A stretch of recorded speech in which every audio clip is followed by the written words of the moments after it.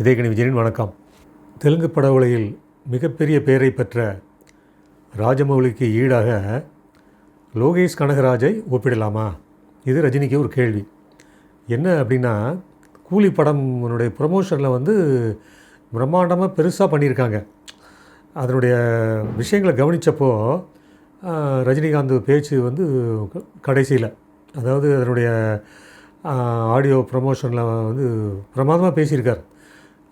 ரொம்ப நேரம், இந்த வயசில் 75 வயசில் அவ்வளவு நினைவாற்றலோடு, அவ்வளவு விஷயங்களோட, பெயர்கள் எதையுமே விட்டு வைக்காமல் அத்தனை பேருக்கு பெரிய மரியாதை பண்ணி, அவருடைய அந்த ஒரு எளிமை, அதாவது எல்லோரையும் வந்து ரொம்ப பெருந்தன்மையாக பிரமாதமாக பேசியிருக்கார். என் அறிவுக்கு எட்டிய வகையில், எனக்கு தெரிஞ்ச வகையில் ரஜினிகாந்தினுடைய மேடை நிகழ்ச்சிகளில் வந்து மிக சிறப்பான நிகழ்ச்சினா கூலி படத்துக்காக அந்த படத்தின் இறுதியில், அந்த படத்தினுடைய ப்ரமோஷன் இறுதியில் வந்து அவர் பேசின அந்த விஷயங்கள் எல்லாமே, தொழில்நுட்ப கலைஞர்கள் உட்பட கலாநிதி மாறனில் தொடங்கி லோகேஷ் கனகராஜ், அமீர் கான், சத்யராஜ், ஸ்ருதிஹாசன், அப்புறம் நாகார்ஜுனா, தெலுங்கு படங்களுடைய நாகார்ஜுனா, இப்படி அத்தனை பேருமே அவர் வந்து சொன்ன விதங்கள் இருக்க பிரமாதம். அதாவது இப்படி அதாவது இந்த வயசுலேயும் ஒரு எளிமை, அதாவது வந்து அணுகுமுறையில் எளிமை, அந்த பேச்சு விஷயத்தில் ஒரு எளிமை, எல்லாமே ரொம்ப சிறப்பாக இருந்தது. சில விஷயங்களில் வந்து கொஞ்சம் நாம் அதில் மாறுபடுறோம், அவருடைய பேச்சில் சில விஷயங்களில் மாறுபடுறோம். அதில் என்னென்னா, இந்த படத்தினுடைய தெலுங்கு வெர்ஷனுக்காக தெலுங்குலேயே பேசியிருக்காரு ரஜினிகாந்த். தெலுங்கில் பேசும்போது ஒரு விஷயத்தை சுட்டி காட்டியிருக்காரு. லோகேஷ் கனகராஜை வந்து அவர் பாராட்ட சொல்லட்டும், உயர்த்தட்டும், என்ன வேணால் சொல்லட்டும், அவர் படங்களை பார்த்ததை பற்றி, அதாவது மாநகரம் படம் பார்த்தது, கைதி பார்த்தது, விக்ரம், இது எல்லாத்தையும் வந்து அவர் பாராட்டுறாரு. அதுக்கு தகுந்த மாதிரி இவர் அந்த படத்துக்காக இவருடைய டைரக்ஷனில் நடிக்கிறதுக்காக காத்துக்கிட்டு இருந்தது எல்லாத்தையுமே வந்து வேடிக்கை ரொம்ப சிறப்பாக பேசினார். அதெல்லாம் இருக்கட்டும், தெலுங்குலேயே பேசினார் அவர். தெலுங்குலேயே அந்த தெலுங்கு படத்துக்கான கூலி படத்தினுடைய தெலுங்கு படத்துக்காக ப்ரமோஷனில் என்ன சொல்லியிருக்காருன்னா, ராஜமௌலியோடு ஒப்பிட்டு லோகேஷ் கனகராஜை பேசியிருக்கார். ஒப்பிடலாமா? அவர் எங்கே, இவர் எங்கே? மலைக்கும் மடுவுக்குன்னு சொல்லுவாங்க பார்த்தீங்களா, அதுதான் சரியான வார்த்தையாக இருக்கும். ராஜமௌலியோட இவர் வந்து ஒப்பிடவே கூடாது. அதாவது இவர் பெரிய ஸ்டார் காஸ்ட் வச்சு பண்ணியிருக்காரு. அதாவது பிரபாஸுங்கிற ஒரு நடிகர் வந்து ஒரு 10ஓட 11 தான் இருந்தார். அந்த நடிகரை டாப் லெவலுக்கு போனது வந்து பாகுபலி. அந்த அளவுக்கு அதனுடைய அந்த படமாக்கம், ராஜமௌலியினுடைய அந்த உழைப்பு வந்து ஒரு ஹீரோவுக்கு வந்து தூக்கி விட்டுருக்கு. அதுக்கப்புறம் இந்த ட்ரிபிள் ஆர் படம் பாருங்கள், அந்த படமும் சரி, அந்த படம் வந்து உலகளவில் அதனுடைய அந்த மியூசிக்கு வந்து உலகளவில் ட்ரெண்ட் ஆகிடுச்சு. அதாவது தெலுங்கு நடிகர்கள் 2 பேருமே, ஜூனியர் என்டிஆர் ஆகட்டும், ராம் சரண் ஆகட்டும், உலக புகழ் பெற்று விட்டார்கள். அந்த அளவுக்கு அந்த படத்தை அவர் பண்ணியிருக்காரு. ராஜமௌலிக்கு ஈடாக இன்னொருத்தர் வந்து ஒப்பிடுறதுக்கு இங்கே யாரும் இல்லை. ஒரு காலத்தில் வந்து இருந்தாங்க தேபி நாகராஜன், விஆர் பந்துலு, அது வேறு. ஆனால் தொழில்நுட்பம் வளர்ந்ததுக்கப்புறம் பார்த்திங்கன்னா ராஜமௌலி தான். அந்த உருவாக்கம், அதுக்கு மெனக்கிடுதல். ஒரு ஈங்கிற ஒரு படம் இருக்குது பார்த்திங்களா, அந்த அதாவது நான் அந்த ஒரு படத்துக்கு ஈடாக வந்து இன்னொரு படத்தை சொல்லவே முடியாது. அது பாகுபலியெல்லாம் விட்டுருங்க, அதுக்கு அப்புறம் தானே அது. அந்த ரேஞ்சே வேறுங்க. அந்த கற்பனையும் அந்த உழைப்பும் அந்த படத்தை வெளிப்படுத்தின விதங்களை வந்து பிரமாதம். அவரோட போய் லோகேஷ் கனகராஜை போய் ஏன் ஒப்பிடுறாரு? இவரோட கதை அம்சங்கள் என்னது? கைதி கொஞ்சம் நல்லா அமைஞ்சது, தொழில்நுட்பத்தில் கைதி நல்லா அமைஞ்சது. மற்ற படங்கள், விக்ரம் படத்தில் என்ன பெருசாக பண்ணியிருக்காரு அவர்? பெருசாக ஒன்றும் கிடையாது. அது கமலஹாசனுக்கு ஒரு மறுவாழ்வு தந்த படம் அப்படிங்க இருக்கலாம். ஏன்னா இன்றைய தலைமுறையெல்லாம் ஒரு வித்தியாசமாக கமலஹாசனை பார்த்ததுனால அந்த படம் வெற்றி பெற்றது. லியோன்னு ஒரு படம் வந்துச்சு, விஜய் நடித்த படத்தில் காட்சி உமைகள்லாம் ரொம்ப சிறப்பாக தான் இருந்தது, நல்லா தான் பண்ணியிருந்தாங்க, பிரம்மாண்டமெல்லாம் இருந்துச்சு. சண்டை காட்சிகளில் விசாரித்தப்போ ஒரு விஷயம் சொன்னாங்க. சண்டை காட்சிகளில் படப்பிடிப்பில் இருக்கவே மாட்டாராம். அது வந்து ஸ்டண்ட்டு அன்பறிவு 2 பேர் ரிட்டையர்கள், அந்த ரிட்டையர்கள் தான் அந்த காட்சிகளே படமாக்கியிருக்காங்க. அதோட சண்டை காட்சிகளை இவர் ஸ்பாட்டில் இருக்கிறதில்ல. ஸ்பாட்டில் இல்லாமல் ஒரு இயக்குனரை பற்றி எப்படி வந்து நம்ம உயர்த்த முடியும்? அது வந்து அவரை பற்றி பேச முடியும். அது நமக்கு தெரிஞ்சு, அதாவது முத்துராமன், எஸ்வி முத்துராமன் அவர்களுடைய படப்பிடிப்பில் நான் கவனிச்சேன்னா எல்லா காட்சிகளுமே இருப்பார் அவர். வசன காட்சிகள் மட்டும் அல்லாமல் சண்டை காட்சிகள், பாடல் காட்சிகள் அத்தனையுமே அவர் இருப்பார். அது மாதிரி ஸ்ரீதரம் வந்து எல்லா படங்களையுமே வந்து அவருடைய விஷயங்கள் எல்லாமே அவர் இருந்து இல்லாமல் வந்து அவர் அந்த ஸ்பாட்டில் இல்லாமல் எதுவுமே நடக்காது. ஒரு அவுட்டோர் ஷூட்டிங்கில் வந்து அவளுக்கு இன்னொரு படம், அந்த படத்தினுடைய ஊட்டியில் ஷூட்டிங் நடக்குது.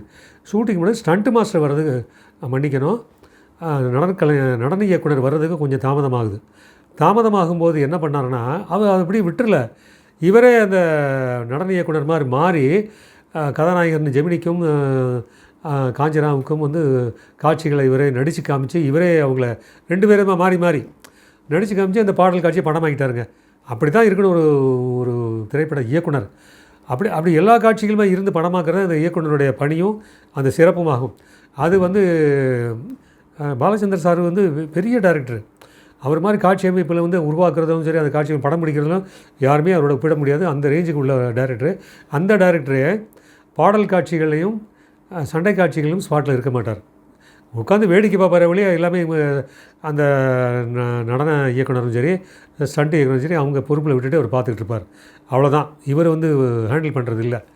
ஸோ இப்படி இருக்குது. அது மாதிரி லோகேஷ் கனகராஜ் அவரை போய் எப்படி ஒப்பிடலாம்? நியாயம் இல்லையே. ரஜினிக்கு அவர் உயர்த்துறேன்னா வந்து இது மாதிரி இப்போ ரொம்ப சிறப்பான எப்படி நல்லா பண்ணியிருக்காருன்னு இப்போ பாராட்டிட்டு போடலாம். ஒருத்தர் ஒப்பிடக்கூடாது. ஒப்பிடுற அளவுக்கு அவர் வந்து கேப்பபிள் இல்லை அப்படிங்கிறது தான் நம்முடைய கருத்து. மற்றபடி ரஜினி அந்த பேசின விஷயங்கள் எல்லாமே ரொம்ப சிறப்பாக இருந்தது. அதில் ஒரு கவனித்தேன். படத்தின் தயாரிப்பாளர், கூலி படத்தினோட தயாரிப்பாளர் கலாநிதி மாறன் பேசுகிறதுக்காக எழுந்து போகிறாரு. இவர் எந்திரிச்சு நின்று அவரை வணக்கம் சொல்லி அனுப்புகிறார். ரொம்ப ஆச்சரியமாக இருந்தது. அந்த எளிமை, அந்த பண்பு வந்து நல்ல விஷயம் தான். அதில் நம்ம வந்து அதை நம்ம பாராட்டணும். அதில் வந்து எந்த விதமான சந்தேகம் வேண்டியதில்லை. இதே ரஜினிகாந்தை பல வருடங்களுக்கு முன் வந்து நான் குரு சேஷன் ஷூட்டிங்கில் பார்த்துருக்கேன். முதல் நாள் படப்பிடிப்பு ஏவிஎம் ஸ்டுடியோவில் குரு சேஷன் படப்பிடிப்புக்காக எல்லோரும் நிறைய கெஸ்ட்டுங்க வராங்க. எஸ்வி முத்துராமன் டைரக்டருங்கிறப்போ நிறைய கெஸ்ட்டு வராங்க. ரஜினிகாந்த் நடிக்கிறார். அப்படிங்கிறப்போ தயாரிப்பாளர் கூட்டம் பெருங்கூட்டம். கௌதமியினுடைய முதல் படம் தமிழில். அப்படிங்கிறப்போ எல்லாம் சரிட்டு பார்க்குறதுக்காக வராங்க. வரும்போது நான் தான் அன்றைக்கி அந்த ஸ்பாட்டில் இருக்கேன். வரும்போது ராதிகா வராங்க. படத்தில் நடிக்காட்ட விட ராதிகா வராங்க. உட்காந்துருந்த ரஜினி எந்திரிச்சு நின்று அவங்களோட இது பேசிகிட்டு இருக்கார். அவங்க போனதுக்கப்புறம் தயாரிப்பாளர்கள், பெரிய தயாரிப்பாளர்கள், அவரை வைத்த படம் எடுத்த பெரிய தயாரிப்பாளர்கள், சினிமாவில் பெரிய ரேஞ்சில் இருந்த தயாரிப்பாளர்கள் வராங்க. உட்காந்துக்கிட்டே அவங்க நின்றுக்கிட்டு இருக்காங்க. அவர் உட்காந்துக்கிட்டே பேசினார். என்ன ரஜினி இப்படி பண்ணார், இந்த மாதிரி பண்ண மாட்டார், ஏன் இப்படி பண்ணார்? அடுத்த படத்துக்கு அவங்க கால் ஷீட் கேட்டக்கூடாதுங்கிறதுக்காக அப்படி அந்த மாதிரி அணுகுமுறையில் இருந்தாரா என்னென்னு தெரியல. இருந்தாலும் அது தவறு. அன்றைக்கி கண்ணால் பார்த்த விஷயம் இது. ஆனால் இன்றைக்கி கலாநிதி மாறன் அந்த கூலி படத்தினுடைய விழாவில் வந்து போகும்போது எந்திரிச்சின்னு மரியாதை பண்ணுறாருங்கிறப்போ, பெரிய சம்பளம் கொடுத்துருக்காரு இல்லையா, அதுக்கு மரியாதை கொடுத்துருக்காரா என்னன்னு தெரியல. மேபி இருக்கலாம். ஸோ அப்படி இருக்கலாம். மற்றபடி அவர் ரொம்ப அதாவது அந்த நிகழ்ச்சியில் ஆடியன்ஸை எல்லாருமே அந்த கவர் பண்ணுற அளவுக்கு ரொம்ப சிறப்பாக பேசினார். எல்லோரையும் வந்து ஆரோக்கியமாக இருக்க சொன்னார். அதாவது உடம்பை நீங்கள் தண்டிச்சிங்கன்னா உடம்பு உங்களை தண்டிச்சிடும் அப்படிங்கிற மாதிரி ஆடியன்ஸுக்கு ஒரு நல்ல ஒரு மேட்ரை சொன்னார். அதெல்லாம் ரொம்ப சிறப்பான விஷயங்கள். அது மாதிரி ஸ்ருதிஹாசனை வந்து அப்பா படத்தில் நடிக்கும்போது நான் பயப்படுவேன், ஆனால் ரஜினி சார் ஷூட்டிங்கில் எனக்கு ரொம்ப தைரியமாக ரொம்ப என்னால் இது பண்ண முடியுது அப்படின்னு சொல்லி அதெல்லாம் நினைவு கூர்ந்து ஸ்ருதிஹாசனை ரொம்ப பாராட்டினார். கமல் நிச்சயமாக இந்த படத்தை பார்த்து ஸ்ருதிஹாசனை பாராட்டுவார். அப்படி பாராட்டலைன்னா நான் வந்து என் பேர் ரஜினி இல்லை, நான் என்ன வேணாலும் சொல்லுங்கள் அப்படிங்கிற மாதிரி அப்படி தாழ்ந்து பேசினார். ரஜினிகாந்த் வந்து அப்படி தாழ்ந்து பேசினார். நாகார்ஜுன அது மாதிரி நாகார்ஜுனை பற்றி, ஒவ்வொரு நடிகரை பற்றியும், சத்யராஜ் பற்றி சொல்லும்போது ஒரு விஷயம் அங்கே நெருடலாக இருந்துச்சு. என்னென்னா, சிவாஜி படத்தில் அவரை வந்து முதல்ல வில்லனாக நடிக்கிறது கூப்பிட்ருக்காங்க. அது அப்போவே பத்திரிகைகள், ஊடகங்கள் எல்லாம் செய்திகள்லாம் வெளிவந்துச்சு.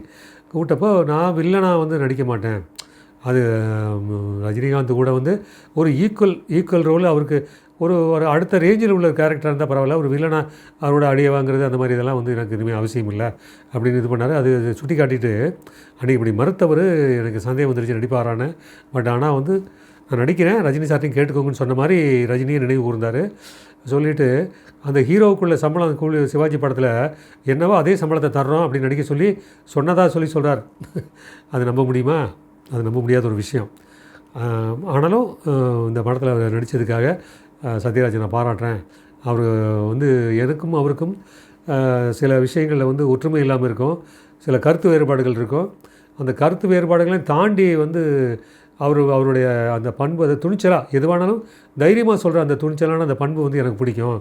முதுகுக்கு பின்னாடி பேசுகிறத விட நேருக்கு நேராக பேசுகிறது, அதுவும் பகிரங்கமாக பேசுகிறது வந்து விமர்சனம் பண்ணுறதுங்கிறது அது நல்ல விஷயம் அப்படின்னு சொல்லி. ஸோ இப்படி அதாவது ஒரு ஒரு ரொம்ப நேரம் நின்றுக்கிட்டு ரொம்ப நேரம் அந்த 75 வயசு மனிதருடைய அந்த எஃபர்ட்ஸை பார்க்கும்போது ரொம்ப பிரமிப்பாக இருந்துச்சு. அது மாதிரி நான் வந்து ரஜினிகாந்தனுடைய வாழ்க்கை வரலாறு வந்து தேவி வார இதில் எழுதியிருக்கேன். எழுதும்போது ரஜினியுடைய அண்ணன், அவங்களுடைய ரஜினியோட அக்கா அஸ்வத் பானுபாய், ரஜினியோடைய அண்ணன் வந்து சத்யநாராயணா தூளி படத்தினுடைய விழாவுக்கு வந்திருக்காரு. அது மாதிரி ரஜினி கூட கண்டக்டரை வேலை பார்த்த ராஜா பகதூர், அந்த ராஜா பகதூரும் அவரையும் ஃபோக்கஸ் பண்ணாங்க. அவரும் உட்கார்ந்துருக்கார். அதான் ரஜினி படத்தோட எல்லா விழாக்கள்லையுமே ராஜா பகதூர் வந்து அவசியம் கலந்துக்குவார். சார் அவர் வர வச்சுருவார் ரஜினிகாந்த். ஏன்னா அந்தளவுக்கு அந்த நட்பை வந்து ரஜினி இன்றைக்கும் வந்து மதிக்கிறாரு. அதை அவரை பற்றி சொல்கிறாரு. தான் வந்து கூலி வேலை பார்த்த விஷயங்களை பற்றி சுட்டி காட்டினார். அதுவெல்லாம் எனக்கு புது தகவலாக இருந்துச்சு. அதாவது அக்காவுடைய கணவர், அதான் இவரோட மாமா, அவர் வந்து இவருக்கு ஒரு கூலி வேலை கிடைக்கிறதுக்காக ஒரு சில ஏற்பாடுகள்லாம் பண்ணாருங்கிறதெல்லாம் சுட்டி காட்டினார். அதெல்லாம் நமக்கு புது தகவலாக இருந்துச்சு. அது வந்து தான் கூலி வேலை பார்க்கும்போது எவ்வளோ கஷ்டப்பட்டோங்கிறத வந்து பகிரங்கமாக அந்த மேடையில் சொன்ன அந்த விஷயம் வந்து நமக்கு ஒரு மாதிரி நெகிழ வச்சிருச்சு. ஸோ அதுதான், எந்த இடத்துலையும் எதை பற்றியும் வந்து தன்னுடைய உயர்வுங்கிறத பற்றி பொருட்படுத்தாமல் தன்னை தாழ்த்தி கொண்டு பேசுவது ரஜினியோட மிகச்சிறந்த பண்பு. அது இந்த கூலி படத்தினுடைய விழாவில் வந்து அது பிரதிபலித்தது. ஸோ அது பாராட்டணும். என்னென்னா தண்ணி கூட குடிக்காமல் அவ்வளவு நேரம் வந்து அந்த நினைவாற்றல் எனக்கு ரொம்ப வியப்பாக இருந்தது. இத்தனைக்கும் ஒரு சமயம் வந்து, அதாவது மது பழக்கம் அதிகமாக இருந்தவங்க வந்து நினைவாற்றல் குறைவாக இருக்குன்னு சொல்லுவாங்க. ஆனால் அதெல்லாம் இல்லாமல் அதெல்லாம் நிறுத்திட்டார், ரொம்ப வருஷமாச்சு நிறுத்தி. ஆனாலும் அப்படி பண்புள்ள இருந்தவர் இவ்வளோ விஷயங்களை வந்து பேர் விவரங்களோட தெளிவாக வந்து அப்படி சொன்ன அந்த அந்த நினைவாற்றல் வந்து நமக்கு பிரமிக்க வைக்கிது. நான் கமலஹாசன் தான் நினைவாற்றலில் மிகப்பெரிய நடிகர், மிகச்சிறந்த மனிதர் அப்படின்னு நான் நினச்சிக்கிட்டு இருந்தேன். ரஜினிகாந்த் வந்து அதுக்கு ஈடு கட்டிட்டார் நினைவாற்றலில். அது ரொம்ப வியப்பான ஒரு விஷயம். அதுக்காக ஹேட்ஸ் ஆஃப் டு ரஜினி.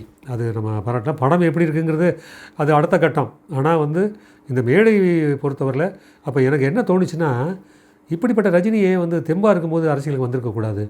இவ்வளோ விஷயங்களை வச்சுருக்கிறவர், நல்ல பகிரங்கமாக சில விஷயங்களை பேசுகிறவர், தன்னை தாழ்த்து கொண்டு மற்றவர்களை உயர்த்தி பேசுகிற அந்த பண்புள்ளவர் வந்து ஏன் அரசியலுக்கு வராமல் போனாருன்னு நமக்கு கொஞ்சம் வருத்தமாக இருந்தார். இனிமேல் இப்போ ஒன்றும் பண்ண முடியாது. அவரோட வயசை தாண்டி உடல் கட்டு எல்லாமே வந்து அது டான்ஸ் மாஸ்டரை பற்றி சொல்லும்போது 1950 மாடல் நான் என்னோடய பாட்டெல்லாம் நிறைய பாகங்கள்லாம் மாறி போச்சு, என்னை வந்து ரொம்ப ஆட வச்சிடாதீங்கன்னு சொன்னதெல்லாம் வேடிக்கையாக சொன்னார், அதெல்லாம் வேறு. ஆனால் இன்றைக்கி ஆனாலும் இப்போவும் ரஜினி வந்து நேரடி அரசியலுக்கு வர வேண்டாம், ஸ்பாட் அரசியலுக்கு சுற்றுப்பயணம் போக வேண்டாம், உட்கார்ந்த இடத்துலேயே அவர் வந்து அரசியல் விமர்சனங்களை செய்யலாம். ஆனால் அவருக்கு அந்த தைரியம் இல்லை, அது வரலை அவருக்கு. அதுதான் வந்து ரஜினிகிட்ட நம்ம நினச்சி பார்க்குறேன்னா, அந்த சமூகம் உங்களுக்கு பெரிய ஒரு மரியாதை கொடுத்துருக்கு. ரசிகரோட நான் காலில் விழுந்து கூட வணங்குவேன் அப்படிங்கிற மாதிரிலாம் சொல்கிறாரு. அது வணங்கி என்ன பண்ணுறது? இந்த தமிழகத்துக்கு நீங்கள் என்ன பண்ணீங்க? உங்களை வாழ வைத்த இந்த என் தெய்வங்கள், என் ரசிகர்கள் அப்படி சொல்கிறீங்களே, அவங்களுக்காக நீங்கள் என்ன பண்ணீங்க அப்படிங்கிற ஒரு கேள்வி நாம் எழுப்புகிறோம். அதாவது உட்கார்ந்த இடத்துல ட்விட்டர்லேயோ ஏதோ ஒன்று ஒரு விமர்சனம் பண்ணிக்கிட்டே இருக்கலாம், செய்யலாம். இந்த சமூகத்தில் நிறைய மாற்றங்கள் பண்ண வேண்டிய, திருத்த வேண்டிய விஷயங்கள் நிறையா இருக்குது. யாருமே அதை பண்ண மாட்டேங்கிறாங்க. ரஜினிகாந்த் பண்ணலை, கமலஹாசன் பண்ணலை, விஜய் கூட அதை பண்ணலை. போய் திமுகவோடையும் பாரதிய ஜனதாவோடையும் சண்டை போட்டுக்கிட்டு இருக்கார். அது சண்டை போடுறதை விட்டு போட்டு அரசியலில் இவ்வளோ விஷயங்கள் இருக்குது, இது சீர்கேடுகள் இருக்குது, சீர்திருத்தணும் அப்படிங்கிற எண்ணம் அவருக்கு வராமல் மற்றவங்கள மாதிரியே அதே அரசியலை பண்ணுறதுக்கு இவருக்கு எதுக்கு அரசியலுக்கு வந்தார்? இப்படி தான் நம்ம யோசிக்க தோணுது. ரஜினியோட ஸ்பீச்சை கவனித்தப்போ இதெல்லாம் இந்த சிந்தனைகள் நமக்கு வந்துச்சு. ஸோ அதனால் குற்றங்குறைகள் இருக்கலாம், தவறுகள் இருக்கலாம், இருந்தால் கூட அந்த ரஜினியினுடைய அந்த உழைக்கும் திறன், நீங்கள் 75 வயசுலேயும் அந்த உழைக்கிற திறன் இருக்கு இல்லையா, அது நம்ம பாராட்டுறோம், அது வணங்குகிறோம். கடைசியாக ஒரு விஷயம் சொல்லணும். கூலி படத்தை பொறுத்தவரையில், அந்த படத்தினுடைய விழாவை பொறுத்தவரையில் என்ன விஷயம்னா, அது ரஜினியே அதை செய்தார். அது எதனால் செஞ்சார், ஏன் செஞ்சார்னு பார்த்தா அது வந்து அதில் கூட அரசியல் இருக்கலாமோன்னு யோசிக்கிறேன். ஏன்னா விஜய் பற்றி கொஞ்சம் சில விஷயங்களை வந்து எதிர்மறையாக அவர் வந்து பேசியிருக்கார் அப்படிங்கிற மாதிரிலாம் ஒரு கருத்துக்கள்லாம் வெளிவந்தது. அது ஒரு பக்கம் இருக்கட்டும். அதாவது இந்த விழாவில் வந்து அவர் பேசும்போது நாகார்ஜுனை பற்றி குறிப்பிட்டு சொல்லும்போது அஜித்தை பற்றி நினைவு கூர்ந்தார். அஜித்தை பற்றி நினைவு கூர்ந்து அவர் படத்தினுடைய வசனத்தை நினைவு கூர்ந்தார். அந்த வசனம் வந்து அதாவது எத்தனை நாளைக்கு ஹீரோவாக வந்து நம்ம இது பண்ணிட்டு போகிறது, கொஞ்சம் வில்லனாக மாறுவோமே அப்படிங்கிற மாதிரி ஒரு விஷயத்தை வந்து நினைவு கூர்ந்து இதை சுட்டி காட்டி அன்றைக்கி அஜித் அப்படி பண்ணார், அப்படி வசனம் பேசி நடித்தார் அப்படிங்கிறப்போ டோட்டல் ஆடியன்ஸ், அதாவது இந்த கூலி படத்தினுடைய இது நேரு ஸ்டேடியத்தில் அந்த விழாவில் வந்து வேடிக்கை பார்க்க வந்தவங்க, அதை கவனிக்க வந்தவங்க, அந்த ஆடியன்ஸ் மொத்தமும் வந்து எழுந்த ஆரவாரமும் அந்த கைத்தட்டலும் பிரமிக்க வச்சிருச்சு. அந்த இடத்துக்கு ஒரு பொருந்தாத ஒருத்தர் அந்த ஒரு விஷயமா இருந்தால் கூட அஜித்துங்கிற பேர் வந்தவுடனே என்ன ஆரவாரம், என்ன எழுச்சி, அதை வந்து ரஜினி ஈஸியாக எடுத்துக்கிட்டு தன் மேடையில், அதாவது தன் விழாவில் வந்து ஒரு நடிகரை பாராட்டும் போது அவருக்கு எழுதுகிற கிடைக்கிற அந்த வரவேற்பை பார்த்து ரஜினி வந்து அது ஏற்றுக்கிட்டு ரசிச்சுக்கிட்டு அது மறுபடியும் திருப்பி அஜித்தை பற்றி பாராட்டினார். ஸோ அதாவது நாகார்ஜுனாவை பற்றி பேசும்போது அஜித்தை சொல்லி ஒப்பிட்டார். ஸோ இது வந்து நினைவுறத்தக்க வேண்டிய ஒரு விஷயம். இந்த படத்தினுடைய கூலி படத்தினுடைய விழாவில். ஸோ நமக்கு பிடிச்ச ஒரு விஷயங்களில் அதுவும் ஒரு விஷயம். நன்றி, வணக்கம்.